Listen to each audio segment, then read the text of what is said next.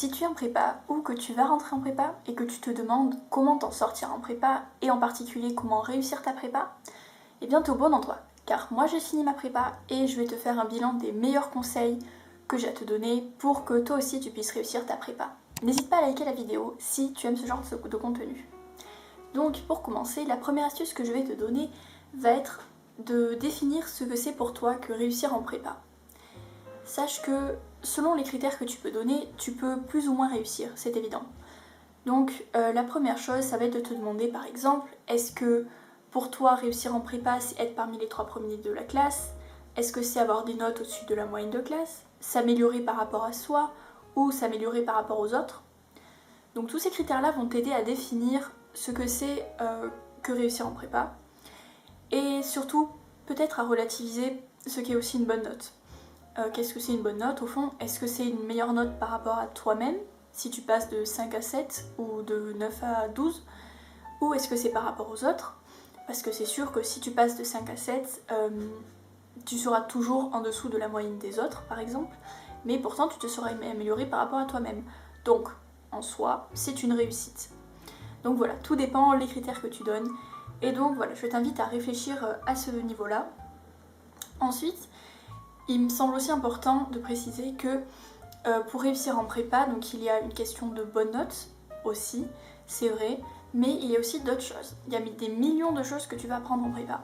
Notamment, tu vas apprendre à t'organiser, à gérer ton temps, à faire des choix, à devenir super efficace et à développer des techniques de travail, à mûrir. Tu vas apprendre des millions de choses. Et dans mon cas, même si pendant très longtemps, pendant les 2 ans, jusqu'au moment du concours, j'ai eu des mauvaises notes en économie par exemple, eh bien je considère pas que c'était un échec, notamment parce que j'ai appris vraiment des techniques de travail, je suis devenue super efficace, etc. Donc voilà, après, tout dépend comment tu le définis. Ensuite, voilà, il me semble important de préciser que même si t'es pas parmi les meilleurs, ça ne fait pas que tu ne vas pas réussir ta prépa. Donc voilà, définis les critères et après, décide de t'adapter par rapport à ça. Ensuite, donc, le deuxième point que je vais aborder, ça va être de tester différentes méthodes. Donc, ce qui est important, c'est que de comprendre, c'est que si tu as toujours 5 avec une méthode de travail, c'est pas en continuant avec ta méthode de travail que tu vas avoir 12. Voilà, c'est comme ça. Ça veut dire que peut-être il faut changer ta méthode de travail. Penser à autre chose. Mais alors, comment faire? Eh bien, tu peux imaginer plusieurs choses, déjà, ou sinon, tu peux aller directement demander à tes amis, voir comment eux ils font, comparer. Même, tu peux demander à tes profs, ils seront vraiment super contents de t'aider. Et ensuite, tu peux essayer différentes choses.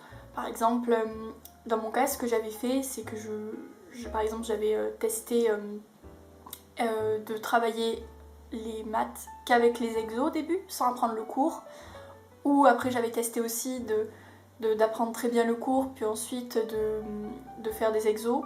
Donc voilà, essayer de voir changer le sens peut-être. Ou peut-être de travailler à fond le cours d'éco et ensuite faire des sujets. Ou l'inverse, c'est-à-dire faire des sujets et ça te permettra d'apprendre le cours. Donc voilà, tu as plusieurs choses à essayer. Sache également que pour les matières un peu plus littéraires, donc tout ce qui est économie, géopolitique, voire dissertation, j'ai fait une vidéo qui pourra t'aider où je développe ma méthode de travail qui a fonctionné. Donc n'hésite pas à aller la voir, je te la mets en haut, je sais pas trop où c'est. Et ensuite, essaie voilà, de tester différentes techniques parce que ça va te permettre de voir jusqu'où tu peux aller et surtout de voir à quel moment tu es le meilleur. Parce qu'il y a des techniques où clairement tu vas avoir des bonnes notes et puis d'autres où tu en auras des moins bonnes. Donc n'hésite pas à tester.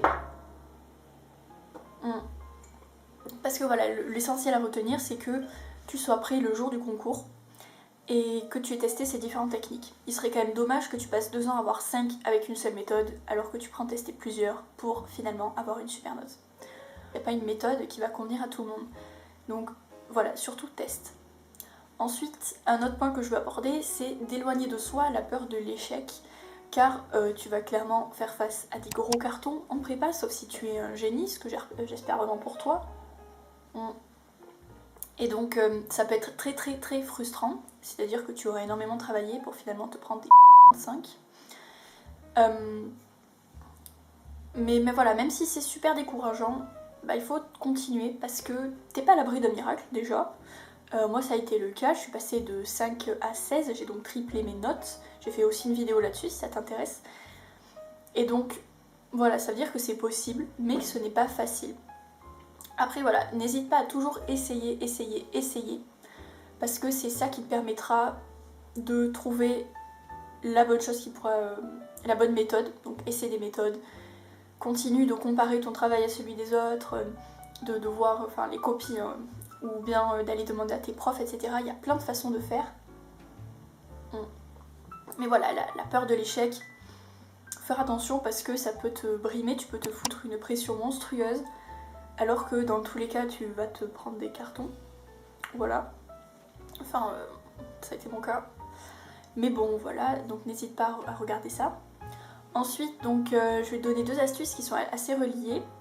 Ça va être donc d'apprendre à faire des choix et apprendre à accepter de ne pas tout faire. Donc ces 2 astuces sont reliées parce que bah voilà, si tu es dans les matières, mais dans toutes les matières scientifiques ou littéraires, dans tous les cas, tu vas avoir des millions de choses à apprendre, des millions de choses à faire. Je sais qu'en maths par exemple, ça m'arrivait d'avoir, je sais pas, 5 ou 6 exercices à faire pour le lendemain, mais des gros exercices, plus apprendre le cours, plus enfin, beaucoup de choses. L'important c'est d'apprendre à faire des choix par rapport à ça. Et donc comment faire des choix? Ça va être de se poser les bonnes questions, de se demander qu'est-ce qui est le plus important, de comparer par rapport aux coefficients, les matières les plus importantes. Par exemple, c'est inutile de passer des heures et des heures sur une matière qui n'est que coef 3, alors que d'autres matières sont coef 8. C'est évident. Après, c'est important de le travailler, c'est sûr aussi. Mais voilà, de bien réfléchir à ça et de consacrer son temps de façon stratégique. Et décider que si on ne fait pas quelque chose, on sait pourquoi, et on sait qu'à côté, on va faire quelque chose qui va nous apporter plus. Donc voilà, c'est à toi de réfléchir à ça, de peser le pour et le contre à chaque fois que tu fais ou que tu ne fais pas quelque chose. Sinon, tu n'arriveras jamais à t'en sortir et tu seras dans une frustration continue, ce qui est quand même sacrément dommage. Et donc, ça me paraît important que tu essaies de faire des choix. Et d'ailleurs, ce sera une des choses les plus importantes que tu finiras par retenir de ta prépa. Ensuite, un autre point que je veux aborder qui est très important, c'est de garder un bon rythme de vie. Il est très facile d'être tenté sous cette masse considérable de travail, de se coucher très tard et de passer son temps à bosser, de ne voir plus personne, de ne parler plus à personne, autre que les personnes de la prépa. Donc, il faut vraiment faire attention à ça. Garder un bon rythme de sommeil et surtout d'essayer plusieurs choses. Par exemple, j'avais essayé de travailler tard le soir, enfin jusqu'à 22h, 23h, et je me rendais compte que j'étais très fatiguée, que ça améliorait pas pour autant mes notes. Et sachant que j'ai beaucoup de sommeil, une deuxième chose que j'ai faite, c'est d'arrêter de travailler à 19h et d'aller me coucher très tôt et de bien dormir. Donc des fois, je me levais très tôt le matin, ce qui me permettait de travailler tôt le matin, ce qui en plus c'est vraiment super satisfaisant parce que quand tu arrives en cours, tu as l'impression d'avoir fait 15 000 de choses fois plus que les autres, et donc c'est vraiment super bien. Et voilà, essaye de tester différentes choses, sachant que le plus important c'est de surtout entretenir ton sommeil, bien manger, ne saute pas de repas, voilà. Et surtout de garder du contact avec d'autres personnes que la prépa, que ce soit ta famille, des amis. Même si c'est pas évident parce que tu seras clairement surchargé, c'est important pour le moral et pour voir d'autres personnes qui vivent autre chose que ce que toi tu vis. Et parce que on aurait vite tendance en étant en prépa à rester dans cet univers prépa avec des prépas pour la prépa. Donc t'en sors pas et ça peut être très rapidement prise de tête et t'as l'impression qu'il n'y a rien d'autre, mais si, il y a d'autres choses. Et enfin, un autre point aussi, pour revenir à ça, c'est de comprendre que tu n'es pas seul aussi dans ce que tu vis. C'est-à-dire que tu auras peut-être l'impression que tu vis des choses terriblement dures, ce qui est absolument vrai, mais tu auras aussi l'impression que tu es seul à vivre ces choses-là, ce qui est absolument faux.